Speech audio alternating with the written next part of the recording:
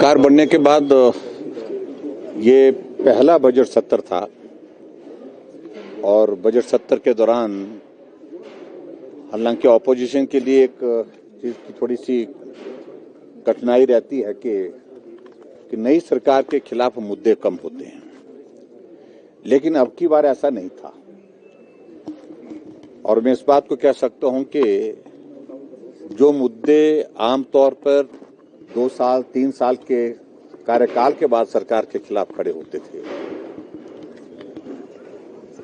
वो मुद्दे अब की बार 3 महीने के कार्यकाल में विपक्ष के पास थे। और मैं सभी विपक्ष के माननीय विधायकों का धन्यवाद करना चाहूंगा कि सारे मुद्दे बहुत प्रभावी ढंग से सदन के अंदर उठाए गए।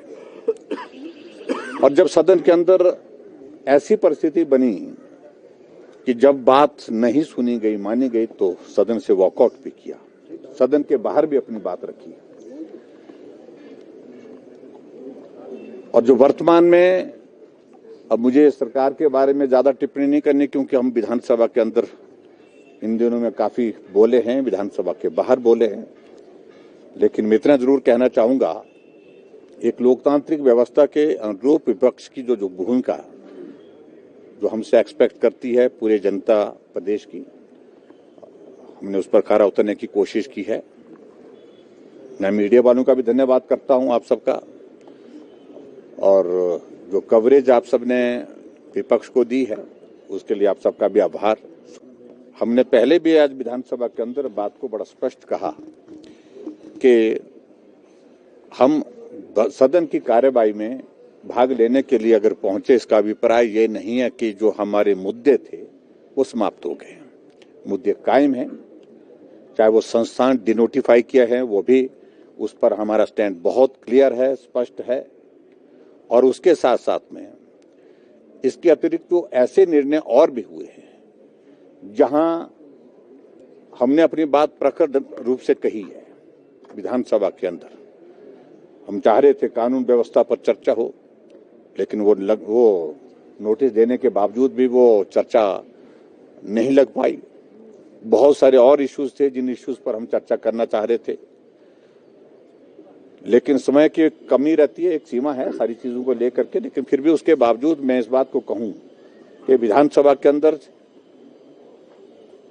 बजट डिस्कशन में भी हमारे विपक्ष के सब साथियों ने बहुत तर्क के साथ अपनी बात कही है। ये जब बौखलाहट होती है, अब सत्ता में रहते हुए तो थोड़ा कम गुस्सा आता था, लेकिन विपक्ष में रहते हुए बहुत गुस्सा आता है और बहुत जल्दी उठ जाते हैं। तो मेरा ये मानना है कि कोई ऐसा फैसला हमने हिमाचल प्रदेश के नागरिकों के खिलाफ नहीं लिया। हमने जो भी फैसले लिए हिमाचल की जनता और हिमाचल के भविष्य को देखते हुए लिए। हम ऐसे संस्थान नहीं खोल सकते जहां हम वार्ड वाई के सारे सिविल हॉस्पिटल चलाए, डिस्पेंसरियां चलाए। हमारे मेन हॉस्पिटल खाली हो गए, आईजीएमसी खाली है, जहां अभी आपका टांडा खाली है, नेर चौक खाली है, नाहन के जो मेडिकल कॉलेज है, रीजनल हॉस्पिटल खाली है। आप और संस्थाएं खोल रहे हैं, उस संस्थाओं से 2 डॉक्टर एक वार्ड बॉय भेज रहे हैं। शिक्षा संस्थानों में बच्चे नहीं है। 286 स्कूलों में तो एक भी बच्चा नहीं आया। 3100 कुछ स्कूलों 3148 स्कूलों में एक बच्चा है 5 क्लासों को पढ़ाने के लिए। तो हमें बने हुए तो 100 दिनों में सारा कसूर तो आपका है। पैसे देने को पैसे नहीं, आर्थिक बदहाली की दौर से इस बार तो हमने, और स्पीकर साहब ने जो डिनर होता था वो भी नहीं दिया। पर ये इन चीजों को हम इसमें काउंट नहीं करते, पर हम विकास में कैसे आगे बढ़ा जाए इस दृष्टि से भी हम कार्य करते हैं और हम इस दृष्टि से आगे बढ़ते हैं। या तो विपक्ष समझना नहीं चाहता या विपक्ष समझकर अनजान बनना चाहता है। मुझे बड़ा तो वो जब बिल पर चर्चा हो रही थी तो प्रावधानों पर चर्चा नहीं हो रही थी, राजनीतिक भाषण हो रहा था और कहा जा रहा था कि केंद्र की सरकार का ये बिल है। ये हिंदुस्तान का पहला ऐसा बिल है जिसमें बच्चा 0 से लेकर 27 साल तक, कोई भी हिंदुस्तान में 27 साल के ऊपर अनाथ बच्चे जो है, जो उनकी माता नहीं है, जिनके पिता नहीं है, उनका ख्याल रखता है। हमारी सरकार ने इस बिल को पास कर उनको अधिकार दिया है। इनका सहायता करने के लिए कई एनजीओज बनी होती है, कई एजेंसियां बनी होती है, अच्छी बात है वो करते हैं। कई राजनीतिक लोग भी उनकी सहायता करते हैं। कई फाउंडेशंस भी उनकी सहायता करते हैं। पहला रिसोर्स मोबिलाइजेशन उसमें है कि हमने 172 हाइड्रो प्रोजेक्ट जो है उस पर हमने वाटर सेस लगाया 100 दिन के भीतर, ताकि आय हो और हम अपने जो विकास के कार्य वो रुक ना सके। अभी उससे एक पैसे आए नहीं हुए, लेकिन हमारी मंशा अच्छी है। फिर शराब के जो ठेके थे, शराब के ठेके 10% पर रिन्यू कर दिए जाते थे 4 साल से।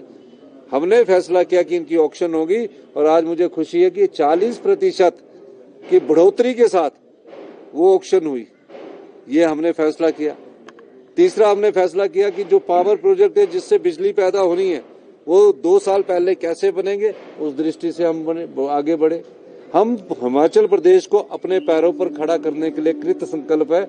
हम दिन रात मेहनत हमारे मंत्रिमंडल के सभी सदस्य इसलिए कर रहे हैं कि हम हिमाचल प्रदेश को आने वाले 4 सालों में अपने पैरों पर खड़ा करें। इसके लिए हमारे मंत्रिमंडल के सभी सदस्य अपनी योजनाएं लेकर आ रहे हैं। बागबानों की स्थिति कैसे बढ़े, इस दृष्टिकोण से आज हमने ये सुधार किया है। तो हमने पहले ही कहा कि हम सत्ता सुख के लिए नहीं आए हैं, हम व्यवस्था परिवर्तन के लिए आए हैं। विधायकों की विधायक निधि बंद हुई लास्ट क्वार्टर की, उसका कारण ये नहीं है क्या मैं नहीं देना चाहता, मैं भी तो विधायक रहना चाहता हूँ। क्यों बंद हुई? इन्होंने ऐसी अव्यवस्था फैलाई है जिसके कारण हमको ये देखना पड़ रहा है कि कैसे हिमाचल प्रदेश अपने पैरों पर खड़े हो। जिस प्रकार से हमारे मंत्रिमंडल के सदस्य दिन रात मेहनत कर रहे हैं, उनकी एक ही इच्छा है, सभी मंत्रिमंडल और सभी हमारे विधायकों की भी और हम प्रदेश की जनता की, कि हमें अपने पैरों पर खड़ा होना पड़ेगा। प्रत्येक हिमाचली पर 93,000 रुपए का 92,838 रुपए का कर्ज है प्रत्येक हिमाचली पर। 6,000 करोड़ रुपया हमको लेना है कर्ज के रुपए पर। हम कर्ज के सारे कब तक अपनी राजनीतिक रोटियां सेकते रहेंगे?